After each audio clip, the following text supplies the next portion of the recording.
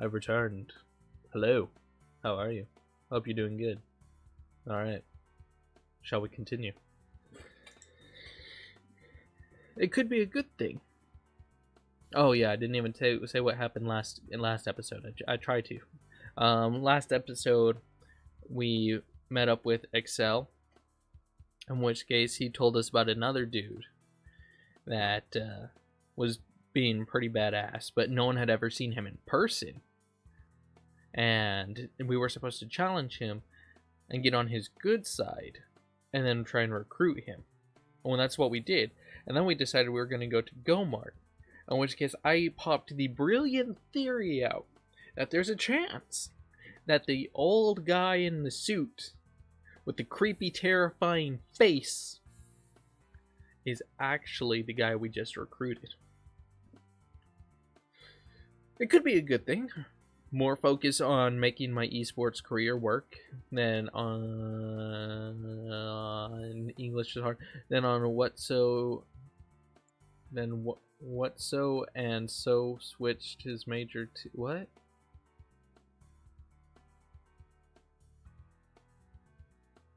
I don't think that's English. I can't help but feel a little unsure. Putting my old life down isn't easy, knowing that I'll have to pick it back up eventually. My thoughts of home fade as the green and white signage comes into view. Damn. It's not him. Because he'd probably still be playing the match that he was just in. Ah, no. I mean, I get it. Because that would have been weird. But I was hoping. I thought that would be a weird twist of, some guy that can throw down with them kids. Even though that guy does look like he would be willing to buy your soul. For like a cheap deal. Like you show up, you don't have cash to buy your bottle of Dr. Pepper, and he's like, "Give me your soul, and you can leave with that there bottle." It's a very tempting deal like that. Something along those lines, like bottle of Dr. Pepper, $1 million, same thing. But the old man is behind the counter, as always. This time, restocking his shelf on his side beneath the cash register. Wow, that was hard. I take my usual fare from the refrigerator in the back of the store and step to the counter. The clerk's haggard eyes linger on me for a moment before he returns to his shelf stocking. Just a moment.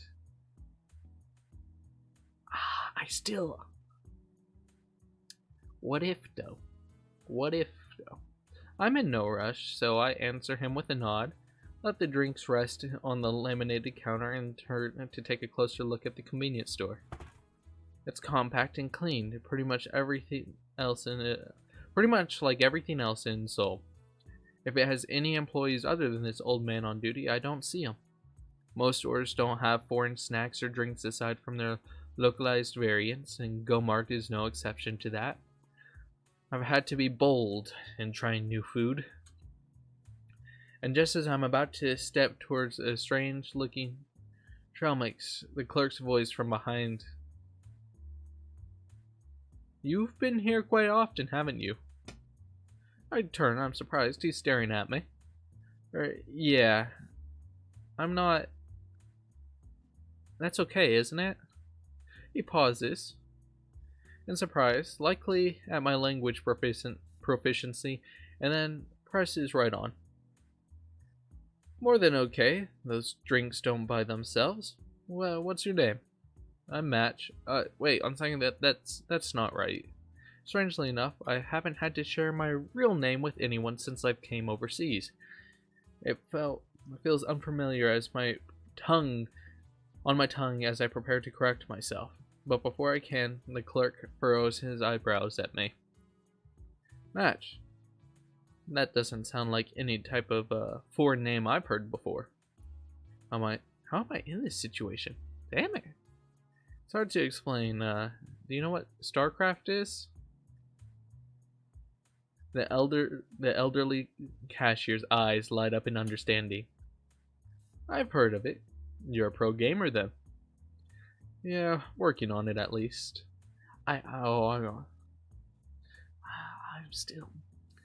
I question.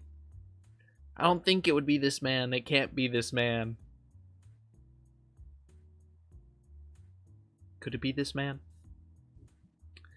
I suppose that explains your late night shopping trips. How long have you been in Seoul?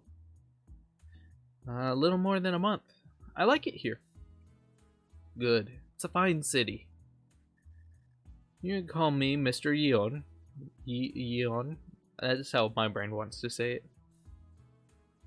By the way, it's good to meet you, Match. I simply nod and look away. I'm not particularly good at talking to strangers about anything other than StarCraft. Hey, replace that with CSGO and we'll be in the same boat again. The conversation between us doesn't lead anywhere, so he starts ringing up my drinks with the bottles bagged and offered blah blah blah blah. Flurgamadurg. That's right. Oh wait, I already made that joke of being fluent in Sims. Fuck. Damn you, comedy. Why do I suck at you? He smiles. Take care now. I make my way back to my apartment for an evening of StarCraft and little sleep. I know it's not going to be him, but I almost. Remind me why we have to meet up here again. I get to play free at my mom's, you know. And you probably get yelled at if the toilet clogs up too. Stunt rolls his eyes and pulls out his phone. Thumb soon jamming away at some weird puzzle game. What exactly are you always playing on your phone? I'm glad you asked. It's called Pop Pop Safari. It's one of those casual games meant to sucker morons out of their money. And you playing it why? It's my own way of fighting back against something I hate. I'm going to defeat this game entirely without paying a single cent.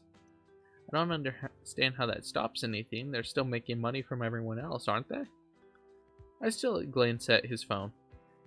And there are tons of ads all over your screen. Look. I don't understand. It's about the principle. And I wouldn't be playing it in the first place if this dude had showed up when you said he would. Ah. Admittedly, Riva should be here by now.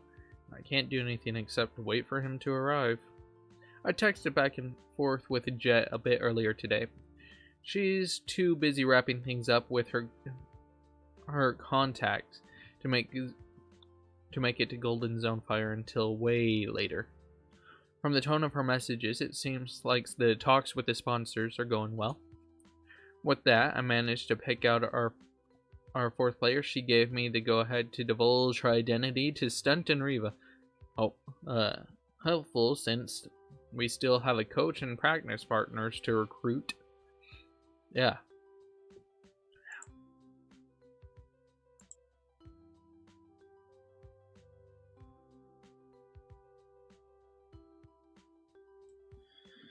Needed to sneeze. That was kind of painful. Alright. No. No, my old man theories are gone. Damn you. Damn you all. Ah, shit. I gotta get up from this now.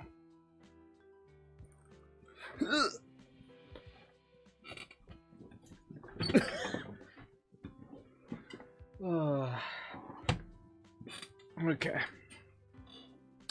Only to find a bespectacled girl walk inside and look around. No dice.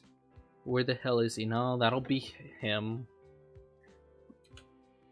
The girl stands in the cafe entry for a while, apparently searching for something. Eventually her eyes catch, then stay on me. Huh. Looks like she's coming our way. Stunt glances up from his cell phone once I address the newcomer. She hesitates before speaking and delivers her words quietly. Excuse me, are you Match? Oh, hi, that's me. I apologize for the delay. I disembarked the subway stop too early. I disembarked the subway. A stop too early. Is this one of your teammates that you mentioned? She shifts her focus to, from me to Stunt. His expression is no doubt as perplexed as my own. Is she? Wait a second. Are you Reva? Yes, I am. Oh, I'm sorry. I didn't realize you were also. I assumed. I kind of trail off quietly. If the mix-up bothered Reva, she doesn't show it. She tilts her head slightly and edges closer to our table. May I sit? Of course. Reva, this is Stunt. He's the team's only Protoss. Sup? He silences the the obnoxious bleeps and bloops from his phone game in his pocket and bobs his head at Reva. Reva, huh? Doesn't sound too familiar. You must be some online hero.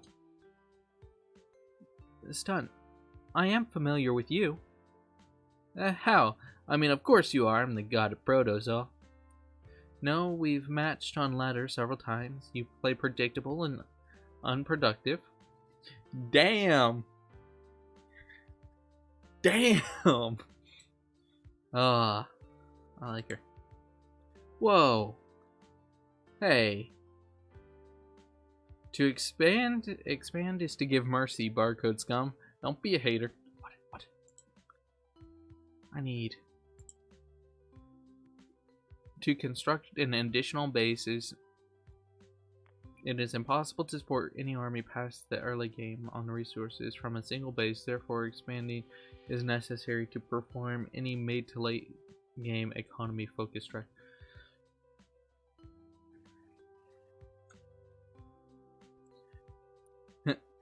You should aspire to be more than rush builds and gimmicks. The meta no longer favors aggressive play.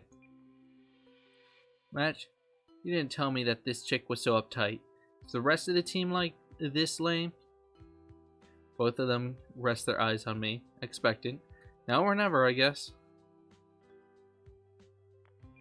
You won't need to worry about lackluster teammates.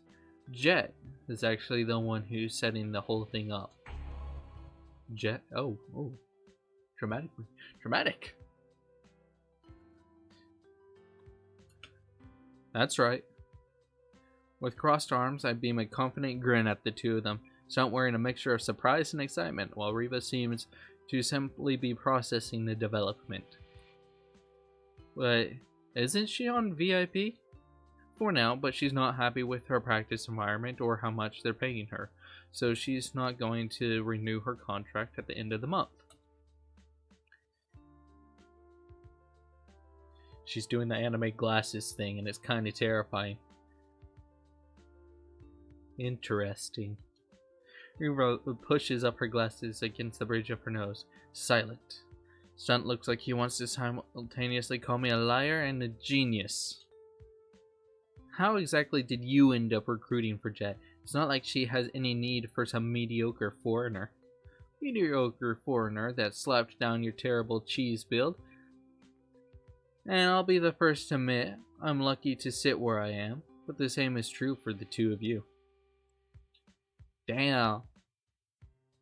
Everyone's just slapping each other. That's how it feels like.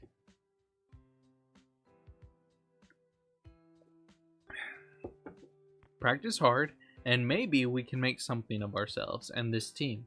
Sound good? No way the captain of this squad, so it feels a little weird to take such an authoritative tone. Still, Stunt backs down and dons a thoughtful expression. Yeah, alright, you're right, this could be big.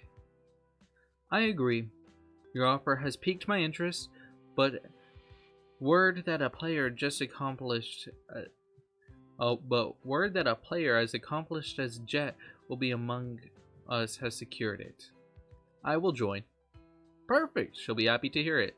That leaves the matter of a sponsor, which Jet is taking care of as we speak, and a coach. We obviously want to keep an eye out for anyone with some talent, but for now, this is our roster. The three of us share a long look at one another before any other thought can come to mind. Stunt ends the silence. Wait a second. I'm going to live with a bunch of girls? This isn't one of those sponsor bait teams, is it? Natch, did you trick me into signing up as as a practice drone? This is not what the future of the Protos... There's that word again. No. Does it strike you as the type of person to run a team like that? And also, I thought Reva was a guy. Oh, right. What's the name of our team? Well, we haven't picked that out yet. That is troublesome. Should not such a thing be taken care of by now? I really should have gotten around to asking Jet. Stunt shares Reva's indication with a gesture. Indications with a gesture. Well, whatever. Thank you.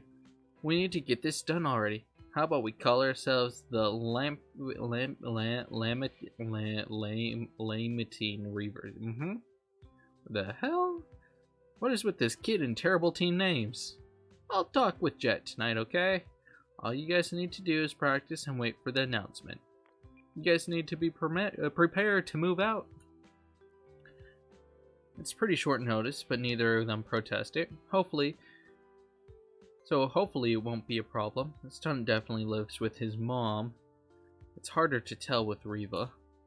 She seems to be about my age, maybe a bit younger. It's possible she lives on her own. Very well, as long as the matter is not being neglected.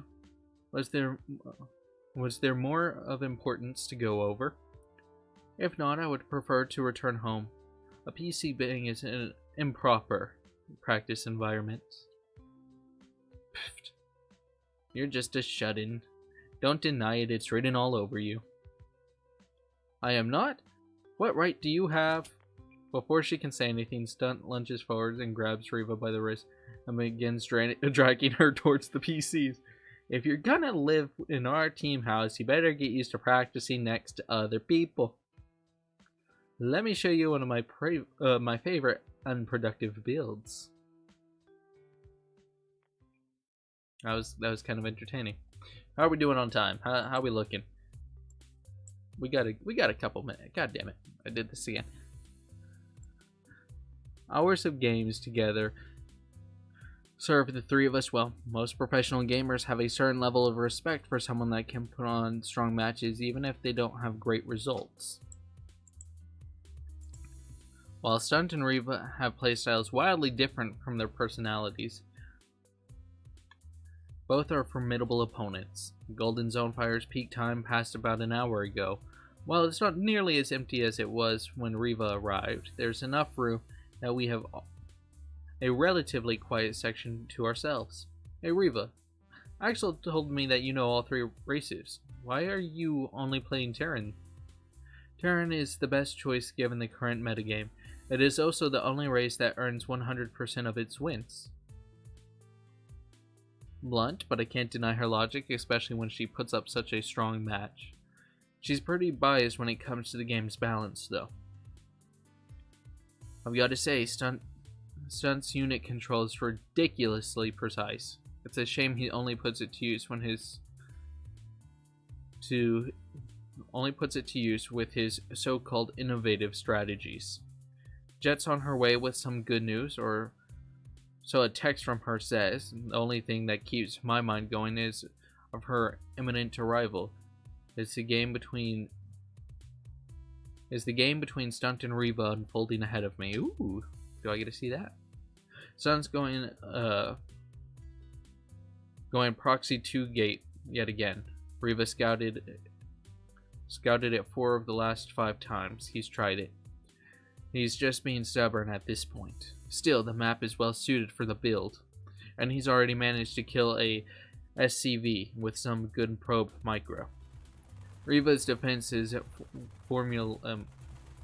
really good. So far it's working, but she's in for a bit of a surprise after I sneak a glance at Stunt's screen. Half a dozen probes stream up Riva's ramp and cut off the exit for the two Marines guiding a pair of zealots.